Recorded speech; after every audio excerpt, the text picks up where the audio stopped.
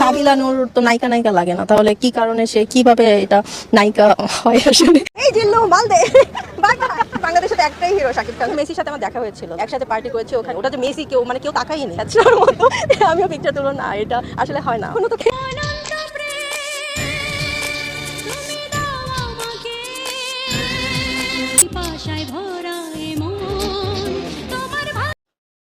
Hello বন্ধুরা, আসসালামু আলাইকুম। কেমন আছেন সবাই? ভাইরাল চ্যানেলে আপনাদেরকে স্বাগতম। চ্যানেলটিতে নতুন হয়ে থাকলে সাবস্ক্রাইব করতে ভুলবেন না। মারিয়া মিম আলোচনায় আসেন অভিনেতা সিদ্দিকের স্ত্রী হিসেবে। সিদ্দিক যখন বিয়ে করেন সে সময় মারিয়া মিমকে সকলেই চিনতে পারে। জানা গিয়েছিল স্পেনের বংশোদ্ভূত এক মেয়েকে বিয়ে করেছেন সিদ্দিক। এরপর দুজনের বিচ্ছেদ। বিচ্ছেদের পর মারিয়া মিম শোবিজ দুনিয়া নামেন। বিজ্ঞাপনের মডেল হিসেবে দেখা যায়, এছাড়াও দেখা যায় ফটোশুটেও। তবে একাধিকবার শোনা গিয়েছিল মারিয়া মিম সিনেমা করার চেষ্টা করছেন। বারবার শাকিব খানের সঙ্গে যোগাযোগ করার চেষ্টাও করেছেন। জানা গেছে সাকিবের সঙ্গে দেখাও হয়েছে, কিন্তু শাকিব খানের সঙ্গে কোনো সিনেমার আলাপ নিয়ে কথা বেশি দূর এগোয়নি।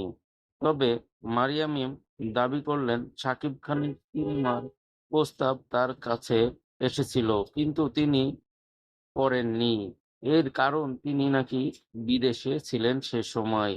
সম্প্রতি এক সাক্ষাৎকারে মারিয়া মিম বলেন, শাকিব খানের সঙ্গে আমার ফিল্মের প্রস্তাব এসেছিল।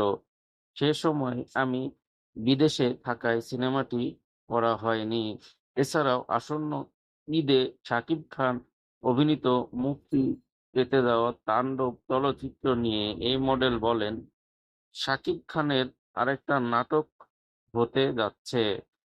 এই সিনেমায় অভিনয় করেছেন সাবিলা নূর। প্রথমবারের মতো শাকিব খানের সঙ্গে স্ক্রিন শেয়ার করছেন সাবিলা।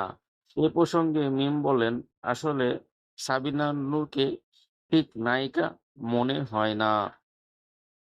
সে কিভাবে ফিল্ম করতেছে এটা আমার মাথায় আসতেছে না। মানে নায়িকা হিসেবে ওকে মানায় না। যখন প্রথম সংবাদে ওর নাম আসলো, আসলে কি হয়, সাকিবের নায়িকা হবে মারিয়া মিম কিংবা সাকিবের নায়িকা হবে অমুক, কিন্তু ওর নাম যে আসবে সেটা সিরিয়াসলি আমি ভাবিনি। মারিয়া মিম নানা কারণেই আলোচনায় থাকে। ব্যক্তিগত বিষয় নিয়ে গত কয়েক বছর ধরে আলোচনায় ছিলেন। শোনা গিয়েছিল ছবিতে কাজ করার জন্যই সিদ্দিকের সঙ্গে দ্বন্দ্বের সূত্রপাত হয়। ধন্যবাদ। ভিডিওটি ভালো লাগলে শেয়ার করতে ভুলবেন না।